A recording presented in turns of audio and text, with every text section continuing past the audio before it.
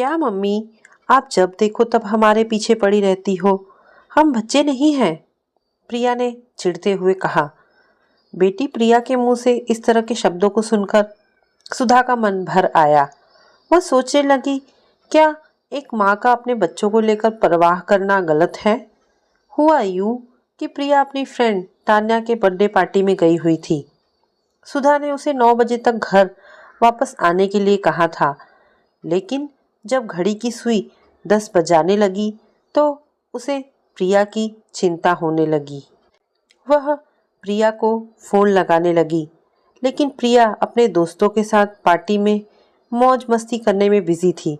उसने मम्मी का फ़ोन देखकर भी अनदेखा कर दिया।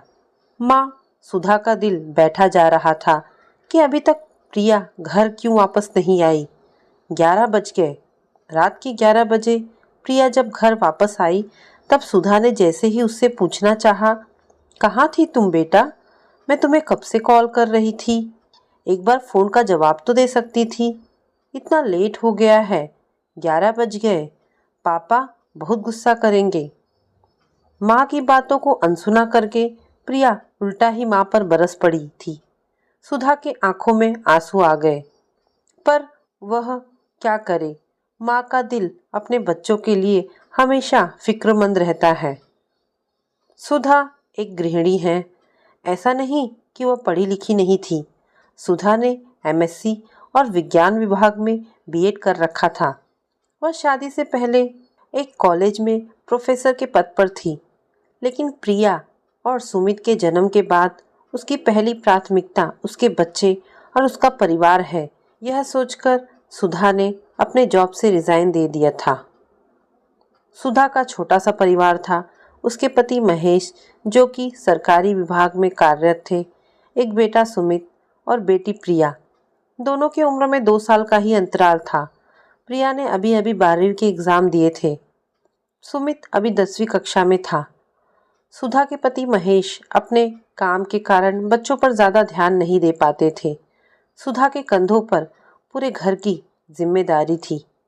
वह घर और बच्चों में ही उलझी रहती थी। कभी स्वयं के लिए समय ही नहीं निकाल पाती थी। बच्चे अब धीरे धीरे बड़े हो रहे थे। वे युवावस्था में पहुंच रहे थे।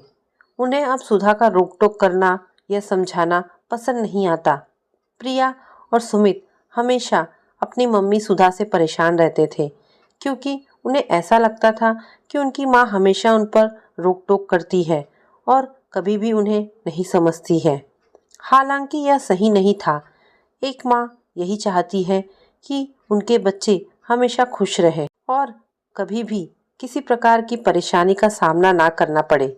लेकिन यह बात बच्चे कभी नहीं समझते। उन्हें ऐसा लगता है कि अब वे बड़े हो चुके हैं और उनकी देखभाल वे खुद ही कर सकते हैं। ऐसा ही कुछ प्रिया और सुमित के साथ भी हो रहा था। एक दिन सुमित अपने कुछ दोस्तों के साथ घूमने जा रहा था। तभी पीछे से सुधा की आवाज़ सुनाई दी, बेटा 8 बजे के पहले घर आ जाना, वरना तुम्हारे पापा गुस्सा करेंगे।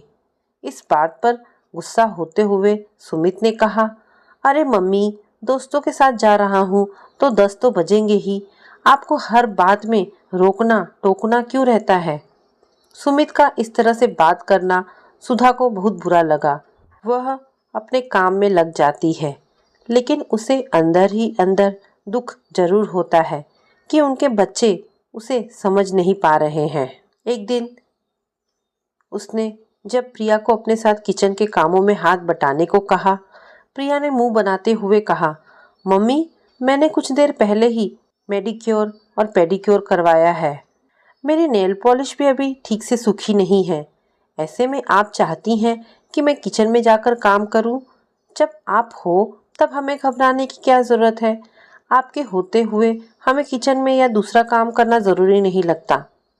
सुधा कहती है, बेटा, अभी मैं तुम्हारे साथ हूँ तो तुम आसानी से काम कर लेती हो, लेकिन जब मैं तुम्हारे साथ नहीं रहूँगी उस समय तुम्हें परेशानी ना हो, इसीलिए मैं तुम्हें काम करने को कहती हूँ। लेकिन तुम लोग मेरी बात समझते ही नहीं हो। सुधा की ऐसी बातों से भी प्रिया को कोई फर्क नहीं पड़ता। वह उनकी बातों को अनसुना करके दूसरे कमरे में चली जाती है। बेचारी सुधा अकेले सारे काम निपटाती है और फिर रात में भी खाना बनाकर सभी को खाना खिलाकर आखिरी में खुद खाती है। कभी किसी ने सुधा के साथ खाना खाने की कोशिश नहीं की और ना ही किसी ने उसे गर्म खाना देने की भी जरूरत समझी। खाना खाने के बाद सुमित, प्रिया और पति महेश तीनों ही अपने मोबाइल में लग जाते और ना जाने कितने बजे रात तक मोबाइल में ही डूबे रहते। सुधा तरस जाती कि कोई उनके पास बैठकर बात करे और उससे हाल चाल पूछ ले, लेकिन सब अपनी ही दुनिया में मस्त रहते। सुधा को बस इसी बात की तकलीफ होती है कि जब यह लोग अपनी जिंदगी में व्यस्त हो जाएंगे तब उसका क्या होगा, क्योंकि बिना बच्चों के रहना उसके लिए आसान नहीं था। सुधा ने एक दिन फैसला लिया कि अब वह खुद के लिए भी थोड़ा समय निकालेगी। अब सुधा अपना पूरा ध्यान योगा और मेडिटेशन की ओर देने लगी थी। अब सुधा की दिनचर्या बदल जाने से सबसे ज़्यादा फर्क उसके दोनों बच्चों को पड़ रहा था, क्योंकि पहले सुधा उनके एक आवाज़ पे भागती रहती थी। परिवार वालों के ना चाहने पर भी उसने योगा क्लास ज्वाइन किया, जहां उन्हें मन की शांति मिलने लगी और उन्होंने अपने हर काम को बाकायदा पूरा भी किया। लेकिन फिर भी सुधा अपने बच्चों के प्यार के लिए तरसती रही। सुधा को जब भी कभी भी मार्केट, फिल्म या किसी रिश्तेदार के घर जाना होता तो दोनों बच्चे उसे मना ही कर देते, यह कहकर कि उन्हें दूसरा काम है। अब सुधा को योगा क्लास ज्वाइन करते हुए 2 महीने हो गए थे, जहां उसकी एक सहेली रीना उसके बहुत करीब हो गई थी। रीना भी खुद को परिवार से अलग करके अपना मुकाम हासिल करने में लगी थी। हालांकि वह सुधा से उम्र में बड़ी थी, लेकिन कहते हैं ना, दोस्ती की कोई उम्र नहीं होती। दोस्ती तो वह खूबसूरत तोहफा है जो किसी भी उम्र में आपको मिल सकता है। इसी बात को ध्यान में रखते हुए दोनों की दोस्ती बहुत गहरी हो चली थी। जब दोनों एक दूसरे के साथ अपनी बातें साझा कर सकते थे। एक दिन जब सुधा की सहेली रीना उसके घर आती है, तब वह चाहती है कि उसके दोनों बच्चे उसकी सहेली से मिले, लेकिन उसके बच्चों को रीना आंटी से मिलने में कोई दिलचस्पी नहीं थी और वे फॉर्मेलिटी पूरी करके वहाँ से चले जाते हैं। जब सुधा प्रिया को आवाज़ देकर कहती है कि बेटा थोड़ा आंटी के लिए चाय बना कर ले आओ, तो वह एक टूक जवाब देते हुए कहती है, नहीं मम्मी, मुझे अभी फुर्सत नहीं है, आप खुद ही बना लो ना, मसाले वाली चाय आप तो बहुत अच्छा बनाते हो। बस फिर क्या था, रीना ने सारी बात समझ ली और सुधा का बुझा हुआ चेहरा देखकर उसे बहुत बुरा लगने लगा। सुधा चुपचाप जाकर किचन में चाय बनाने लगी और चुपके चुपके आंसू बहाने लगी। बस उसी समय रीना अंदर आ गई और उसने सुधा के कंधे पर हाथ रखते हुए कहा, यह समय आंसू बहाने का नहीं है, बल्कि अपने बच्चों को अपनी अहमियत समझाने और उनका भविष्य सही करने का है। सुधा, बच्चे हमारे प्यार की वजह से जिद्दी हो जाते हैं। ऐसे में हमें खुद की गलती का एहसास नहीं होता। जो भी स्थिति आज हमारी है वह कहीं ना कहीं हमारी गलती की वजह से ही है। तुम मत घबराओ, मैं जैसा बताती हूँ तुम वैसा ही करते जाओ। शुरू शुरू में तो सुधा को रीना की बातों का कुछ समझ नहीं आया, लेकिन अब वह अपनी सहेली की बात पर भरोसा करते हुए उसका साथ देने लगी। 2 दिन बाद सुधा ने नाश्ते की टेबल पर सबसे यह कह दिया कि मेरी सहेली रीना के घर में बहुत बड़ी पूजा होने वाली है, जिसमें उसने मुझे बुलाया है और अगर मैं नहीं जाऊंगी तो वह बुरा मान जाएगी। ऐसे में मुझे उसके घर 2 दिन रहना होगा और अब तुम लोगों को अपना काम खुद ही करना होगा, क्योंकि उसके वहाँ से यहाँ आने में मुझे बहुत समय लगेगा और वैसे भी तुम लोगों को मेरी ज़रूरत तो है नहीं। तुम सब बड़े जो हो गए हो, अपना ख्याल भी अच्छी तरह से रख सकते हो।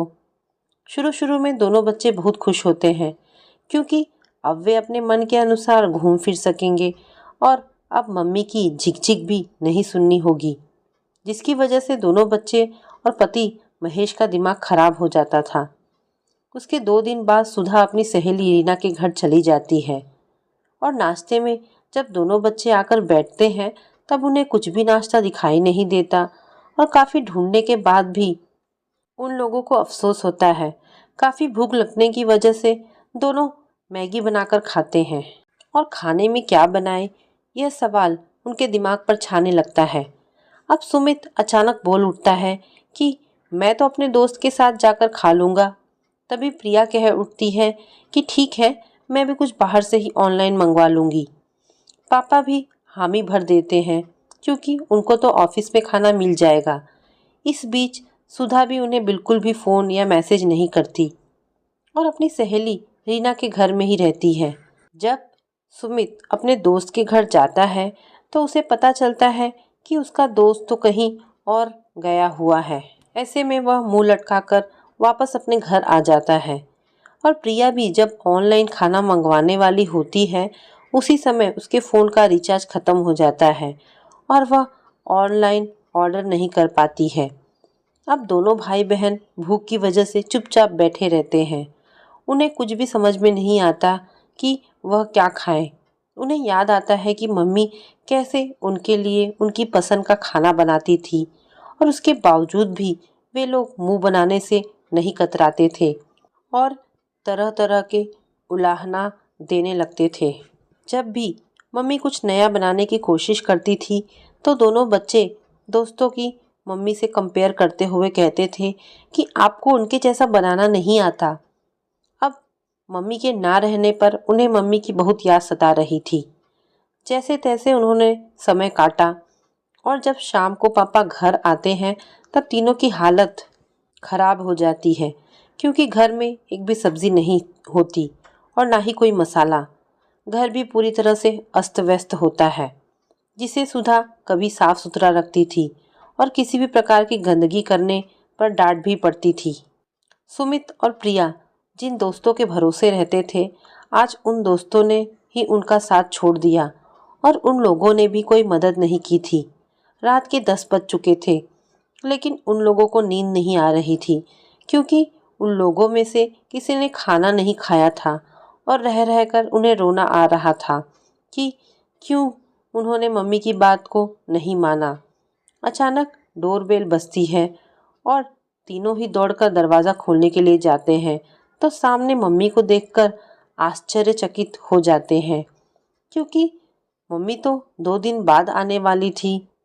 सुधा चुपके चुपके अंदर आती है और अपने थैले से बड़ा सा बॉक्स निकालकर उन्हें दे देती है जिसमें उनकी पसंद की गर्मा गर्म बिरयानी होती है। तीनों जल्दी जल्दी उस बिरयानी को खाने लगते हैं जिसे सुधा अपने हाथों से बनाकर लाती है। उन तीनों को इस तरह से खाते देखकर सुधा को सुकून मिलता है। अब दोनों बच्चे रोते हुए सुधा के पास आकर कहते हैं, सॉरी मम्मी, हमने आपको बहुत परेशान किया। जब आप हमसे कुछ करने के लिए कहती थी तो हमने आपका साथ नहीं दिया और हमेशा आपका अपमान किया। हमें ऐसा लगता था कि आप तो हमें हमेशा हमारे साथ रहेंगे तो हमें कोई काम करने की ज़रूरत ही नहीं है, लेकिन हम बहुत गलत थे। महेश ने भी सबके सामने सुधा से माफ़ी मांगी क्योंकि उन्होंने भी जाने अनजाने कई बार सुधा को भला बुरा कह दिया था। इस बात पर मुस्कुराते हुए सुधा कहती है, इसीलिए तो मैं तुम दोनों से कहा करती थी कि थोड़ा काम सीख लो। अगर मैं नहीं रहूँगी तो तुम लोगों के लिए अच्छा होगा, लेकिन तुम लोगों ने कभी ध्यान नहीं दिया। अब देखा तुम लोगों को क्या हाल हो गया। अगर प्रिया आज मेरे साथ सब्जी रोटी बनाना सीख लेती तो तुम लोगों को भूखे नहीं रहना पड़ता। अगर सुमित ने आकर घर की साफ सफाई करना सीख लिया होता तो घर का यह हाल नहीं होता। मैं तुम लोगों का भला चाहती हूँ और हमेशा तुम लोगों का अच्छा ही सोचूंगी। महेश, प्रिया और सुमित तीनों को अपनी गलती का एहसास होता है और वह बड़े ही आत्मीयता के साथ अपनी माँ सुधा को बैठाकर उनसे माफ़ी मांगते हैं और सुधा मन ही मन अपनी सहेली रीना को धन्यवाद देती है क्योंकि यह सारा प्लान रीना का ही तो था। दोस्तों, कई बार हमारे साथ ही ऐसी स्थिति आती है कि जो चीज़ या जो इंसान हमारे साथ है, हमें उसकी कदर नहीं होती। लेकिन जैसे ही वह इंसान हमारी ज़िंदगी से या हमारे घर से कहीं दूर चला जाता है, उसके बाद हमें उसकी याद आती है और उसकी सच्ची अहमियत पता चलती है। समय चले जाने पर पछताने से अच्छा यही है कि समय रहते ही उस इंसान की कदर कर ली जाए और उन्हें खुशी दे दी जाए। आज के समय में देखा जाता है कि बच्चे अपने ही माता पिता का अपमान करते हैं और माता पिता कुछ कर नहीं पाते। लेकिन अगर समय रहते उन्हें सही शिक्षा दी जाए तो बच्चे कभी भी अपने माता पिता का अपमान नहीं कर पाएंगे और अपने भविष्य को भी सुंदर बना पाएंगे। तो दोस्तों, ये कहानी यहाँ पर समाप्त होती है। आशा करती हूँ आपको ये कहानी पसंद आई हो। अगर आपको कहानी पसंद आई हो तो प्लीज़ इसे लाइक एंड शेयर करें। धन्यवाद दोस्तों।